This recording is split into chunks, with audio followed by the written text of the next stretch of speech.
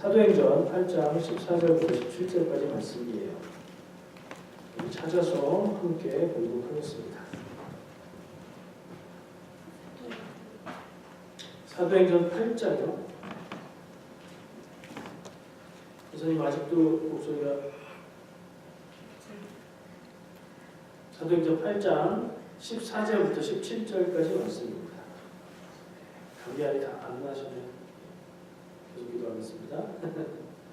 사도행전 8장 14절부터 17절까지 말씀. 같이 읽어볼게요. 제가 마이크에다 대고 크게 읽을 테니까 같이 따라 읽어보세요. 14절입니다. 예루살렘에 있는 사도들이 사마리아도 하나님의 말씀을 받았다 함을 듣고 베드로와 요한을 보내매 그들이 내려가서 그들을 위하여 성령 받기를 기도하니 이는 아직 한 사람에게도 성령 내신 일이 없고 오직 주 예수의 이름으로 세례만 받을 뿐이더라. 이에 두 사도가 그들에게 안수하되 성령을 받는지라. 아멘.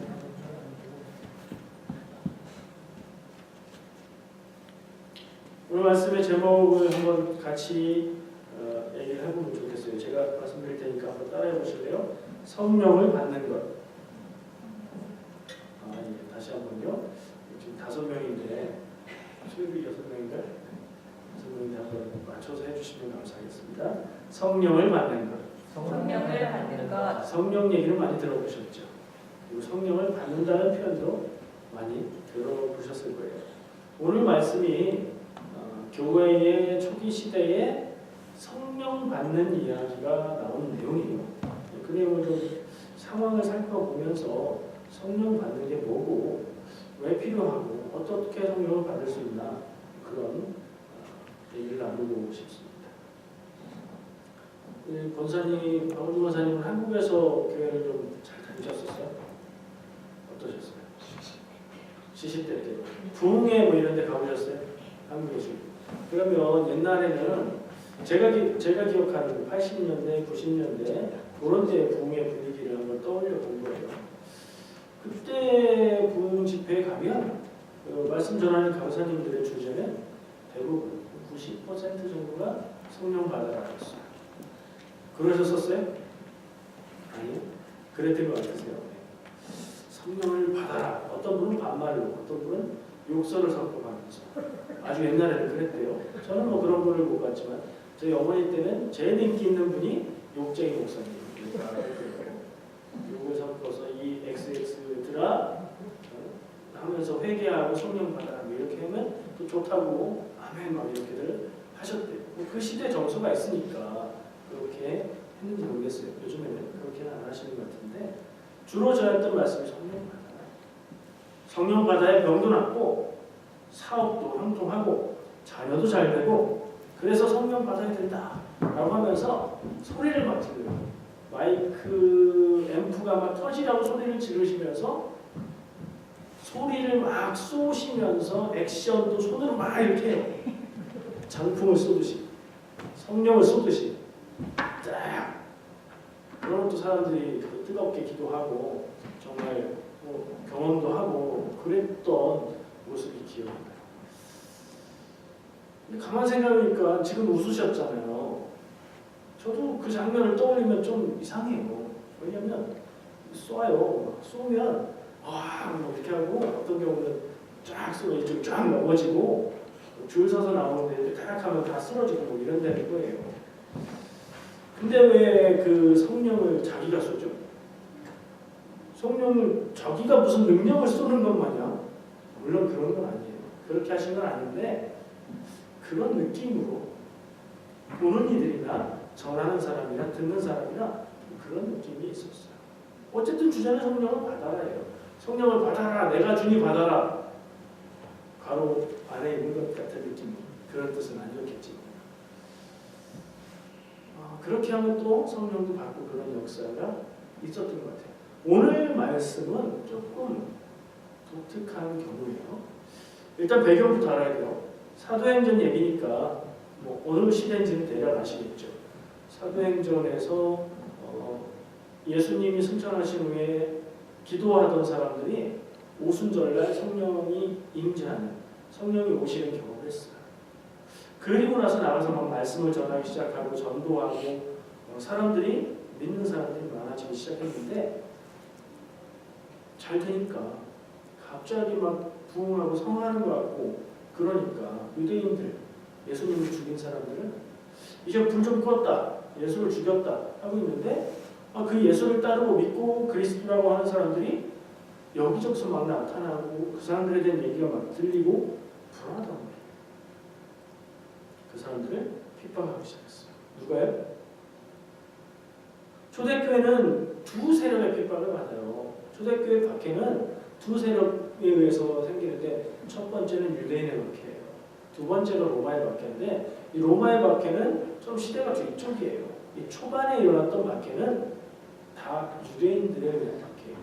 교회에서 예수님 믿는다고 이렇게 믿고 하는 사람들이 다 유대인인데 그쪽 유대인 말고, 그거 틀렸고 잘못됐고 그거 아니라고 생각하는 예수님을 반대하는 유대인들이 자기들이 예수를 이단자라고 돌아서 신상모독죄로 죽였단 말이에요.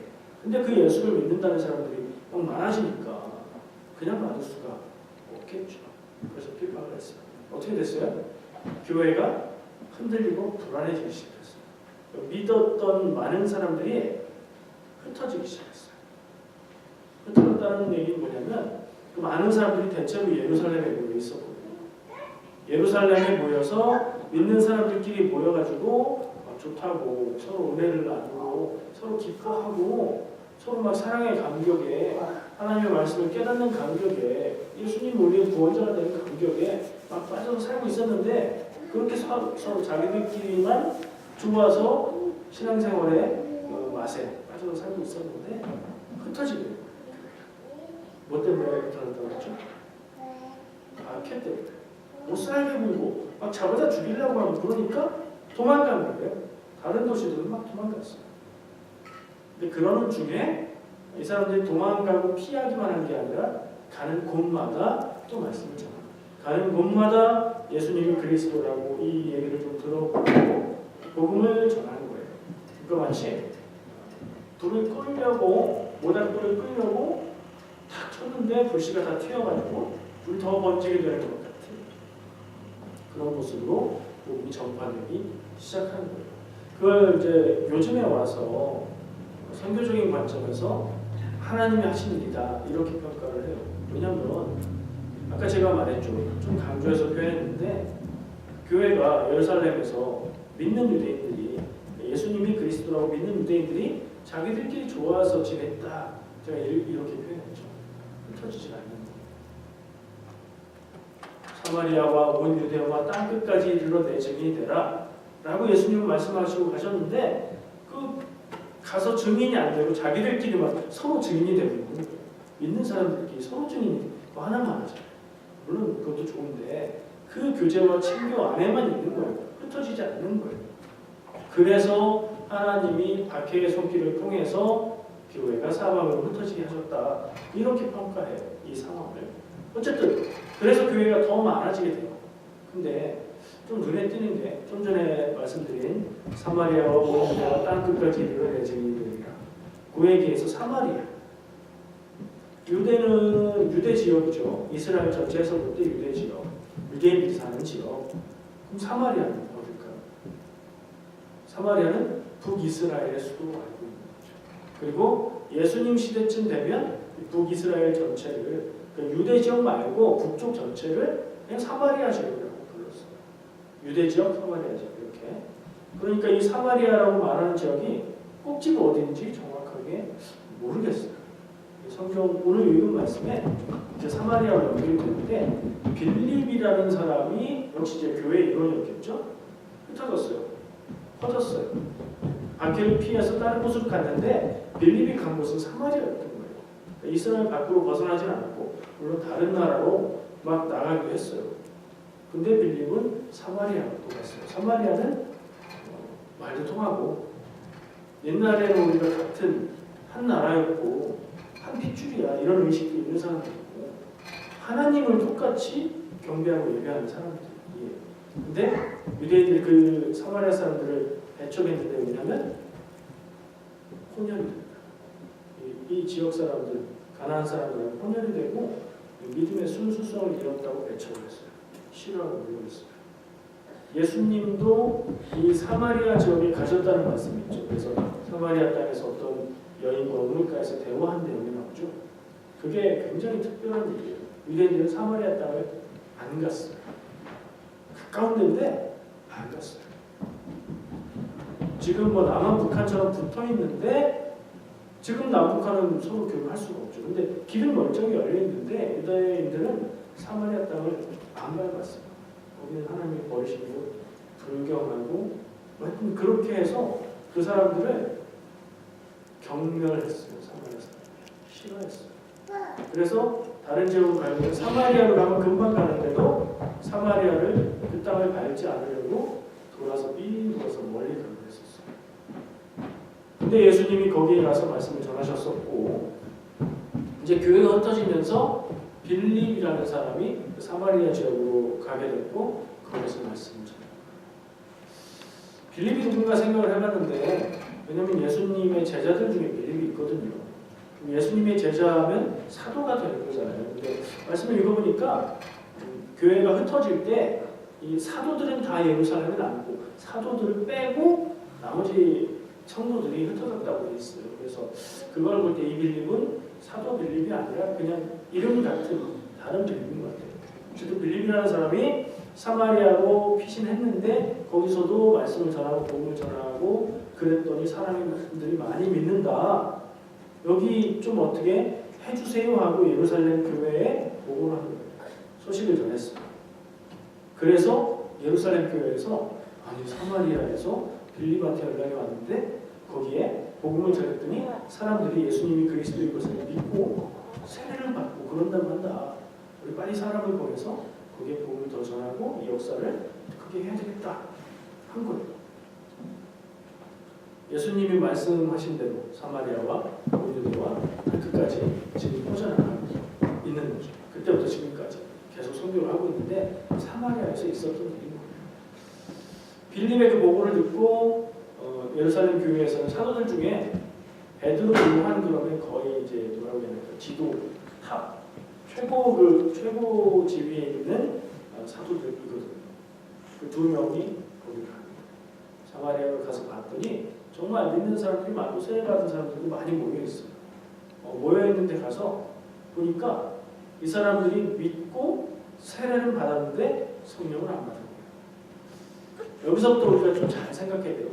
이 사람들이 딱 보면 성령 받은 사람 안 받은 사람을 아나? 아니면 물어봤나? 너희가 성령을 받았느냐? 이런 질문을 하는 내용이 성경에 나오거든요. 성령에 대해서 아느냐? 성령을 받았냐? 물어보거든요. 어쨌든 보니까 이 사람들이 믿고 세례 받았는데 성령을 안 받은 거예요. 그래서 이 두 사도가 가서 그 사람들에게 안수했더니 손을 얹고 안수했더니 그들에게 성령이 임했다. 그걸 보고 놀라서 거기에 더 큰 역사가 있게 됐다. 이게 오늘의 이야기예요. 첫 번째 중요한 것은 예수님이 땅끝까지 사마리아와 유대와 땅끝까지 복음을 전해라 증인이 되라 했는데 안 했더니 박해를 통해서 그것을 하나님이 이루셨다. 그거고요. 유대인들은 아까 얘기한 대로 사마리아 사람들을 차별했죠. 그 사람들은 온전한 믿음을 갖지도 못했고 그 사람들이 예배하고 있지만 제대로 된 예배도 아니고 그 사람들에게 구원이 임할까? 아니 라고 생각했던 사람들인데 그런 차별 없이 예수님을 믿는다고 하니까 가서 안수하고 성령 받는 역사가 있었죠. 그런 차별이 교회 안에서 이미 없어진 모습을 보게 되는 거예요. 그런 현상들이 있는데 성령을 받는다는 것이 뭘까가 제 질문이었습니다. 우리 지금 현대 교회에서는 특히 한국 교회에서는 성령을 받는다 그러면 뭔지 알아요. 그리고 모르는 사람도 남들 다 아는 것 같이 아무도 궁금해하지 않고 이상한 표정 안 짓고 그냥 자연스럽게 받아들이니까 그런 게 있나 보다. 나는 모르지만 그런 게 있나 보다. 이렇게 생각을 한다. 성령 받는 게 뭐예요? 한번 질문을 해보세요. 성령 받는 게 뭘까? 성령 받으면 어떻게 되길래 여기 지금 제가 한 얘기 중에 가서 보니까 그 사람들이 믿고 세례 받았는데 성령을 안 받았더라. 안 받은 게 티가 났다는 얘기잖아요. 어떻게 해서든. 그리고 안수했더니 성령을 받았다. 그 얘기는 있는데 그 성령 받은 내용이 뭔지가 구체적으로 안 나와 있어요. 성령 받아서 눈에 보이는 뭔가가 있다는 얘기잖아요. 영적으로 느낄 수도 있지만 뭔가 눈에 보이는 현상이 있는 것 같은데, 그리고 우리가 현대교회에서 성령을 받았다라는 얘기를 할 때도 뭔가 우리 머릿속에 떠오르는 어떤 모습이 있죠.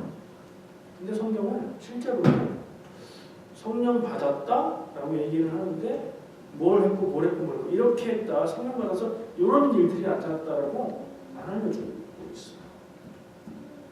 여러분들 머릿속에 성령 받을 때 나타나는 어떤 현상들이 우리 경험, 우리 교회 현대에만 있는 게 아니라 사실은 성경에도 그런 장면들이 기억이 날 듯 말 듯 있는 것 같죠. 한번 훑어볼까요? 일단 구약에는 성령에 대한 얘기가 있어요, 없어요? 없다는 사람도 있어요. 네, 있어요. 하나님의 영이라는 표현은 나오고, 성령의 사로잡혀서 그 사울이 왕이 될 때 보면 사무엘의 선지학교에서 선지자들이 막 하는데 그 사람들에게 하나님의 영이 임해서 그들이 예언을 했다, 이런 얘기가 있고, 사무엘도 다윗을 잡으러 가는 길에 다윗을 잡으러 가다 말고 하나님의 영에 부풀려서 예언을 했다. 사무엘 아니면 사울. 네. 그런 얘기가 있죠. 그 구약에도 성령의 역사하심이 있어요. 근데 신약에서 얘기하는 건 좀 느낌이 달라요. 신약에 들어오면 일단 예수님한테서 성령 받는 역사가 있어요. 언제죠? 예수님이 세례 받으실 때. 예수님의 세례 직례자는 누구였어요? 예수님은 누구한테 세례 받았어요? 네? 예, 요한. 세례로 유명한 요한에게 세례를 받았어요. 예수님이 세례를 받고 물에서 나오실 때 그 예수님에게 어떤 모습이 나타난다고 그러죠? 생각나세요? 성령이 비둘기처럼 임했다, 이렇게 성경에 기록이 되어 있어요. 근데 성령이 비둘기처럼 임했다는 게 무슨 말일까요? 왜 하필이면 비둘기라고 그럴까요? 성령은 비둘기로 상징이 돼요. 성화, 교회 그림에서 비둘기가 나오면 그냥 새가 날아가는 게 아니라 그게 성령을 상징합니다. 성화에 나오는 비둘기는 전부 다 성령이에요. 그렇게 표현할 만큼 성령은 곧 비둘기라는 그런 인상이 있는데, 예수님이 세례받고 나오시니까 성령이 비둘기처럼 임하는 게 없다는 얘기는 뭔가 시각적으로 사람들의 눈에 그런 모습이 보였다는 얘기로,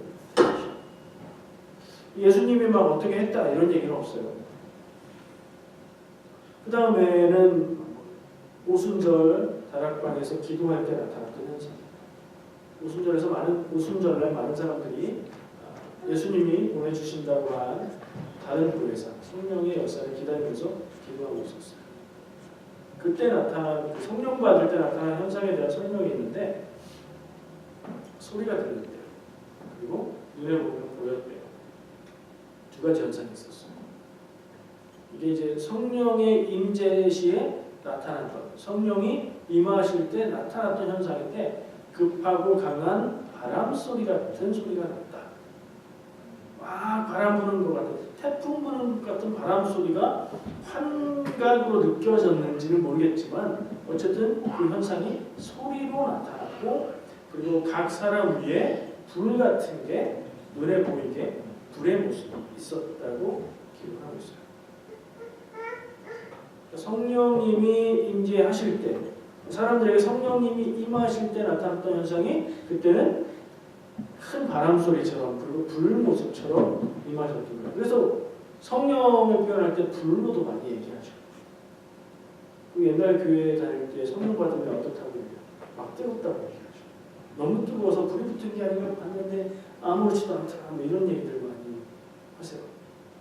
성령이 그렇게 불의 이미지로도 표현이 됐어요. 그리고 나서 그 사람들에게 나타나는 현상이 있어요. 이거는 이제 그 성령님의 임하시는 임재 시에 그냥 동반된 현상인데, 그거 외에 사람들이 봤을 때 그 사람들한테 나타나는 변화가 있어요. 오순절에 사람들이 성령 받고 어떻게 했죠?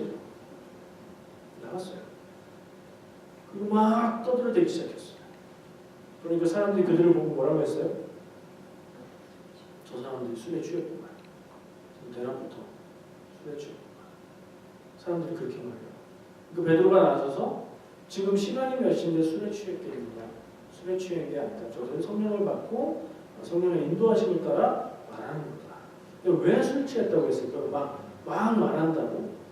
막 말하는 게 일반적인 정상적인 보통 모습이 아니라 좀 과하게 술 취한 것 같은 모습으로 아주 열정적으로 뭐 이렇게 말을 했나 봐요. 그 말의 내용은 복음을 전파함이었겠죠. 그리고 또 한 가지는 성경의 기록에 그때 당시에 유대인들인데 여러 다른 나라에서 사는 유대인들이 순례를 왔던데 영재민들. 근데 자기가 외국에서 살고 있으니까 우리 이사들 생각해 보시면 한국말 잘 못하고 영어만 하는 이사들이 한국에 여행을 갔는데 거기서 누가 막 말하는데 영어로 말하는 게 들린 것처럼 각 자기 나라의 말로 얘기하는 소리가 들렸다고 기록을 하고 있어요. 방언을 말했다고 표현을 하는데 그래서 사람들에게 나타났던 현상 두 가지는 두 개 다 말하는 거고 관계되는데 방언을 말했고 그 다음에 예언을 했어요. 방언을 말하는 것은 지금 이해가 되시죠? 이때에 있었던 방언은 그 설명에 의해서 외국말, 배우지 않았는데 하는 외국 사람들이 이해하는 외국말이라고 이해가 돼요. 근데 현대적인 또 방언은 어떤 외국 나라의 말이라기보다 영적인 언어라고 표현하죠. 그래서 뭐 두 개가 같은 거라고 일단 보고요. 방언을 말하고 또 한 가지 예언을 했다는데 예언이 뭘까요? 예언자로 제일 유명한 사람. 성경 말고 뭐 노스트라다무스, 스티븐 호킹이 뭘 예언했다 이런 얘기들 많이 하죠. 그 예언은 뭐예요? 미래에 일어날 일들을 미리 말하는 거죠. 내가 예언하는데 이거 이렇게 될 거야. 예언이 적중했다 그런 거예요? 말 안 해도 된 거예요. 예언이 빗나갔다 그러면 말은 이렇게 했는데 그때 가서 상황은 저렇게 된 거예요. 틀린 거예요. 틀린 예언은 헛소리죠. 맞은 예언은 대단한 말이 될 수 있는 거예요. 성경에서 예언했다는 표현은 그런 말이기도 한데 그것보다도 하나님의 말씀을 사람이 하나님이 말하는 말로 사람들에게 말하는 게 예언이에요. 그래서 그런 예언이 교회에서 지금 어떤 형태로 나타나냐면 하나님이 나에게 말씀하셨는데 당신이 이런 죄가 있어서 그걸 이렇게 해야 돼. 뭐 이런 식으로 예언을 한다면서 얘기하는 것들이 있어요. 그게 진실한지 아닌지는 모르겠지만 조심해야 될 것 같아요. 그 부작용들이 많이 있기 때문에. 근데 어쨌든 하나님이 주시는 말씀을 말하는 예언을 했고 무슨 말인지 어떤 사람들은 못 알아듣는 이 상황에서 볼 때는 외국말 같은 그런 말을 하는 방언 같은 현상들이 나타났어요. 그러니까 성령을 받을 때 나타나는 현상이 예언을 하고 방언을 말하는 것이 이 오순절 다락방에서 기도했던 사람들에게 나타났던 현상입니다. 그리고 성경을 읽다 보면요, 특히 사도행전의 이야기를 보다 보면 성령을 받았다라는 표현을 하면서 그것이 구원의 증거로 얘기를 하고 있어요. 그러니까 사마리아 사람들한테 가서도 안수하니까 성령을 받았어요. 그러니까 성령님의 역사가 있다. 이 사람들 구원 받는다. 우리가 구원을 제한하지 말고 다 하자. 뭐 이런 결의들을 하고요. 이방인에게 말씀을 전하고 안수하니까 성령을 받았다. 그러면서 이방인에게도 성령의 역사가 있고 그들에게도 구원이 이르렀다. 그러니까 성령의 임함, 성령의 임재, 성령을 받는 것은 곧 뭐하고 같아요? 구원받는 것 같은 거예요. 성경의 이야기를 볼 때. 자, 성령 받는 것은 곧 구원받는 것이다. 이게 뭐 간단한 도식이에요. 개념이 다르니까 그렇게 연결이 될 거예요. 구원받을 때는 성령 받는 역사가 있고 성령 받으면 그 사람은 구원을 받은 것이다. 이렇게 볼 수 있어요. 이렇게 얘기들이 나타나요. 근데 자, 그럼 이제 우리한테 질문을 돌려볼게요. 그때는 그랬다고 성경에 기록이 되어 있어요. 질문이 좀 많이 생겨요. 그러면 오늘 상황에서 오늘 우리가 읽은 말씀의 상황에서 믿으면 성령이 임해요, 아니에요? 사마리아 사람들이 믿었다고 했잖아요. 믿을 때 성령이 임재해요, 안 해요? 이 사람들이 요 상황에만 비춰서 안 했죠. 성령이 안 오셨죠, 믿을 때. 성령 받은 것은 곧 구원인데 그러면 믿음 가지고는 구원 못 받는 건가? 얘기가 좀 느낌이 이상하죠. 그럼 두 번째, 세례를 받았어요. 사람들이. 믿음을 고백하면 대체로 그 결단의 표시로 세례를 받아요. 세례를 받았는데도 성령이 임하지 않았다는 얘기죠. 그럼 세례를 받아도 구원받지 못하는 건가요? 이런 질문이 생기죠. 그 다음에 사도들이 가서 안수했더니 성령을 받았더라. 사도가 가서 안수해야만 성령도 받고 구원도 받는 건가요? 이런 질문이 생길 수 있어요. 오늘 말씀을 가지고 따져봐요. 그렇게 주장할 수도 있겠죠. 근데 성경은 이 한 장면만 봐가지고는 그렇게 판단하면 안 되죠. 전체를 다 보면 그렇지 않아요. 안수하지 않아도 세례받지 않아도 그냥 말씀을 전하고 있는데 그 얘기를 들으면서 성령이 임했다는 얘기가 성경에 있어요. 사도행전 10장에 있었던 것 같아요.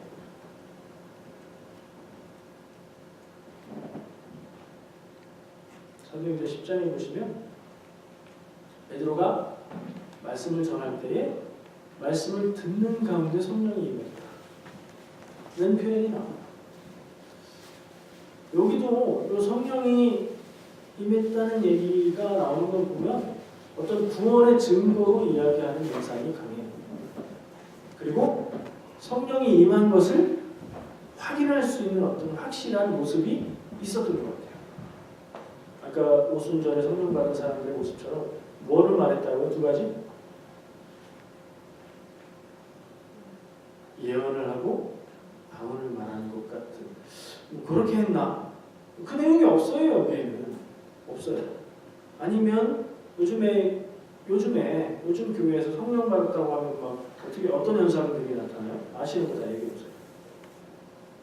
부흥회 하고 막 기도하다가 뜨겁게 기도하다가 저 사람 성령 받았나 뭐 이러려면 일단 어떻게 해요? 기도하는 게 조용히 차분하게 기도하지 않죠. 막 소리를 크게 기도하죠. 그리고 옛날식이지만 막 무릎 꿇고 기도하다가 막 점프를 막 한대요. 저는 못 봤는데 그렇게 한대요. 방금 뜬대요. 1m씩 뜨고 갔거든요. 막 뜨겁다고 한다기도 해요. 뜨겁다 내가 탄다 막 이렇게 표현하기도 한대요. 어떤 경우에는 이제 쓰러져요. 마치 어떻게 된 것처럼 딱 쓰러져요 사람이. 한참 있다가 몇 시간 혹은 며칠 있다가 깨어나요. 입신했다고 표현하는 그런 거. 그런 일이 있으면 이 사람 성령 받았나. 깨어난 다음에 내가 하늘나라에 갔다 왔는데 내가 하나님을 만났는데 뭐 이런 얘기하기도 하고 그러잖아요.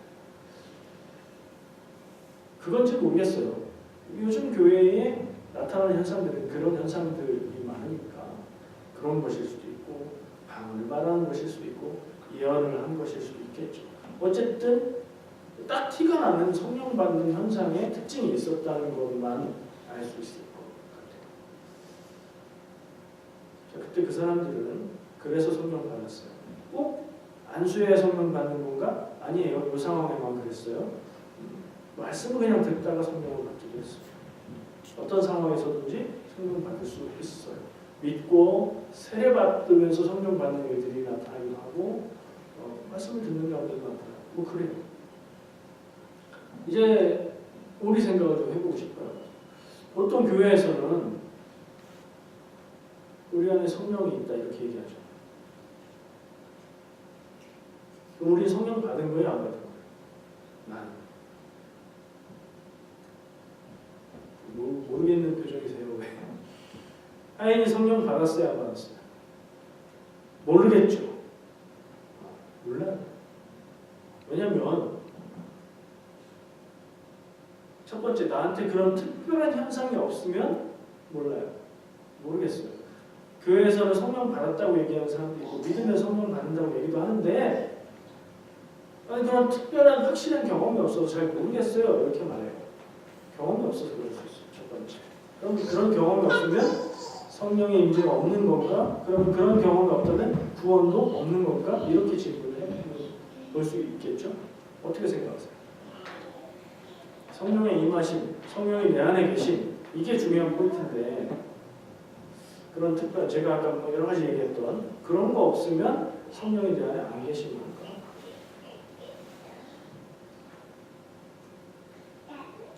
경험을 했어요. 성령 받은 것 같아요.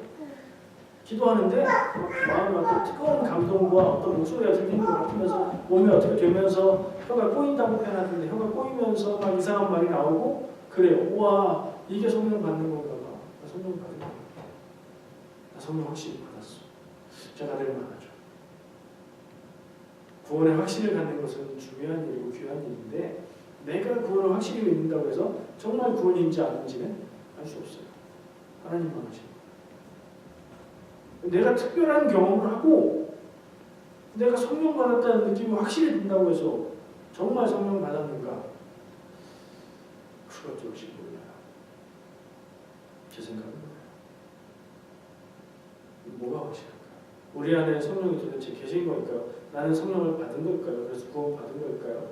아니면 나는 그런 경험이 없으니까 아직 아닌 것 같고 그런 경험을 했는데 그 기억도 좀 희미해지고 나 요즘 사는 모습을 생각해보면 그때하고 너무 달라졌어. 성령 없어졌나요? 질문을 이제 옛날에 있었던 성령의 임하심, 성령을 받는 것 역사에서 우리에게 성령이 계신가 그렇지 않은가 하는 질문으로 다시 바꿔서 생각하는 거죠. 성경은 꼭 그런 특별한 경험이 있어야만 성령이 임하시고 구원이 임한다고 얘기하지 않아요. 우리가 믿는다는 것은 너무 간단한 말이죠. 뭘 믿고요? 복음을 믿고. 복음을 믿는 건 뭘 믿는 거예요? 예수님이 그리스도시고 내 구원을 위해서, 내 죄를 위해서 십자가에서 죽으셨고 내가 그것을 믿으면 내가 내 영혼이 살고 구원받는다. 이걸 믿는 게 복음입니다. 그 복음을 믿고 그 다음에 우리가 사람들을 믿게 하려고 전도하려고 할 때 하는 단계가 뭐죠? 믿습니다. 그러면 주님을 내 마음에 영접하는 기도를 하겠습니다 하면서 주님 이제부터 내 안에 들어오셔서 내 삶의 주인이 되어주시고 이런 영접 기도를 하죠. 그 영접 기도의 목적이 뭐예요? 주님이 나에게 오셔서 내 삶의 주인이 되어주세요. 그 기도를 하는 거예요. 생각나는 장면 있지 않으세요? 요한복음 3장 20절 말씀 볼지어다 내가 문 밖에 서서 두드려. 네? 예, 요한계시록 3장 20절 말씀. 예수님에 의해서 이렇게 계시의 말씀을 쭉 하다 말고 갑자기 내가 문 밖에 서서 두드린다. 문을 열면 내가 들어가서 그와 함께 먹고 그도 나와 함께 먹는다. 이런 말씀을 하시는 내용이 있어요. 마치 그 장면처럼 우리가 주님을 영접하면 내 문을 열어서 내 삶의 문을, 내 마음의 문을, 내 영혼의 문을 열어서 내 안에 주님 오세요 하고 영접해 드리면 우리 집에 손님 초대하듯이 영접해 드리면 그것은 곧 내 삶의 주인이 되시기를 바라고 그 자리를 열어드리는 것이 되어서 그 성령님의 인도하심을 따라 살아가는 거예요. 근데 좀 헷갈리죠. 내 안에 영접해 들어오는 그분이 성령님인가요? 예수님인가요? 하나님인가요? 성부, 성자, 성령, 삼위일체, 셋인데 하나다. 그 개념이 상당히 헷갈려요.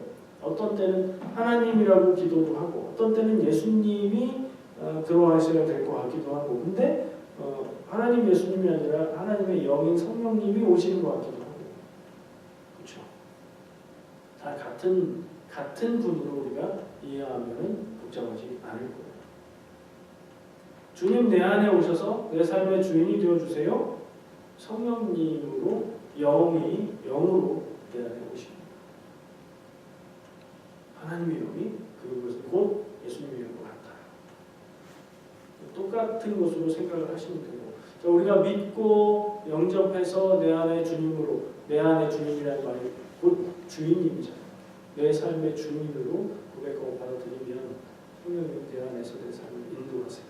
그때부터 내 삶을 인도하기 시작하세요. 그때부터 필요한 건 뭐예요? 인도하심을 따라가느냐 따라가지 않느냐의 문제 앞에서 그 인도하심을 따라가는 게 구원받은 사람의 삶이 됩니다. 그렇게 살아가고 있다면 특별한 경험을 통해서 성령받은 그런 확실한 경험이 없다 해도 내가 믿고 그 믿음을 입으로 시인해서 말하고 그리고 주님을 영접하는 기도함으로 내 안에 주님을 받아들이는, 꼭 영접의 기도를 해야 주님이 내 안에 오시는 게 아니에요. 내 마음을 열어 주님을 내 삶의 주인으로 받아들이는 것이 있으면 같은 거예요. 그렇게 되면 내 안에 성령이 계신 거예요. 성령은 그렇게 말하고 있어요. 그러면 여러분 안에 성령님이 계십니까? 안 계십니까? 예수님을 향해, 성령을 향해, 하나님을 향해 마음을 여셨습니까? 내 삶이 주인이 되어주세요. 그런 마음으로 살아가고 계십니까? 아까 처음에 제가 얘기했던 성령 받아라 있죠? 그때는 못 살아서 그랬던 것 같아요. 사람들이 살기 너무 힘들어서 그렇게 간절히 바랬던 것 같고, 성령 받으면 아들도 낳고, 성령 받으면 남편 사업도 잘 되고, 성령 받으면 모든 일이 다 형통해. 그러니까 형 성령 받아 이렇게 말했어요. 성령 받는 것, 주님을 내 안에 주인으로 모셔드리는 것의 목적이 내가 원하는 거 잘 되고, 내 자녀가 잘 되고, 남편 사업 잘 되고, 그게 목적일까요? 얘기하다 보니까 그거하고 좀 다르죠. 내 안에 성령님이 주인으로 오셔서 내 삶을 인도하시는 거예요. 어떤 길로요? 성령님이 인도하시는 길로. 그건 곧 누가 원하시고 누가 인도하는 길이에요? 하나님이 인도하시는 길이에요. 그럼 성령 받은 삶의 목적은 뭘까요? 내 안에 계신 성령님이 나의 마음과 나의 모든 삶을 통해서 인도하시는 것을 우리가 알고 거기에 순종해서 그 길을 살아가는 거예요. 이 길이 내가 원하는 일이 잘 풀리고 애기도 낳고 건강하고 사업도 잘 되고 그 길일까? 혹은 그거 반대일까? 그 길일 수도 있고 반대일 수도 있고 뭐 그거하고 상관없을 수도 있어요. 그냥 하나님의 뜻이 중요한 거지, 내 목적이 하나님의 뜻을 따라서 살고 하나님의 뜻을 이루는 것이 성령 받은 사람, 구원받은 사람의 삶의 목적이지, 형통하고 잘 되고 사업 잘 되고 복 받고 그게 목적이 아니에요. 삶의 본질적인 목적이에요. 그럼 또 질문이 생기겠네요. 그러면 어려움이 생기면 하나님한테 이거를 놓고 이걸 위해서 기도하면 안 될까요? 왜 안 돼요? 우리 마음에 아픈 것 하나님 앞에 드리고 물어봐. 내가 원하는 것 하나님이 들어주시든 그렇지 않든 하나님이 인도하시는 길이 어떤 길이든 상관없이 내가 원하는 내 마음에 있는 거 기도하는 건 잘못된 거 아니잖아. 근데 내가 원하는 대로 이루어지지 않는다고 하나님을 원망하고 안 계시다고 생각하면 그건 잘못된 거지. 기도하는 건 높은 거. 말로 설명한다고 논리적으로 설명해서 마음에 나는 성령 받았구나, 난 구원받았구나 이렇게 알려준다고 해서 정말 내가 달라지는 것도 아니고 사실 그런다고, 그렇죠? 내 삶이 크게 달라지는 것도 아니고. 그러나 우리 안에 성령님이 계시다는 사실을 다시 한번 기억하고, 그럼 뭐가 달라져야 될까요? 내 안에 성령님이 계시면 내가 성령을 받았어요. 성령님의 인도하시는 그 음성과 인도하시는 뜻을 따라서 순종하는 것에 더 집중하고 귀를 기울여야 구원받은 사람의 삶을 완성해 나갈 수 있어요. 구원이라는 게 그냥 한 번에 짠 합격, 한 번에 통과 딱 끝, 그런 게 아닌 것 같아요. 살아가면서 구원을 완성해가고 구원을 더 크게 이루어가고 내 삶 가운데의 구원을 더 아름답게 만들어 가야 되는 과정인 것 같아요. 오늘 말씀을 사도행전에 성령 받는 곳에서 시작을 했어요. 성령 받아라 이런 표현이 많이 나오고, 성령 받는 것인 것처럼 마치 천국에서 받는 것인 것처럼 내가 필요해서 받는 것인 것처럼 그렇게 생각을 할 수도 있는데 잘못 생각하면 그렇지 않아요. 하나님의 영을 내가 내 안에 모셔드리고 그리고 그 인도하심을 따라서 사랑하려고 애쓰는 것, 그것이 성도의 온전한 삶인 줄 믿습니다. 연초니까 이렇게 표현해 볼게요. 올 한 해도 내 안에 있는 성령님의 말씀에 귀를 잘 기울이고, 첫 번째 성령님의 음성을 잘 듣고, 두 번째 그 음성에 순종하시기를, 그렇게 복된 삶이 되시기를 축복합니다. 기도하겠습니다.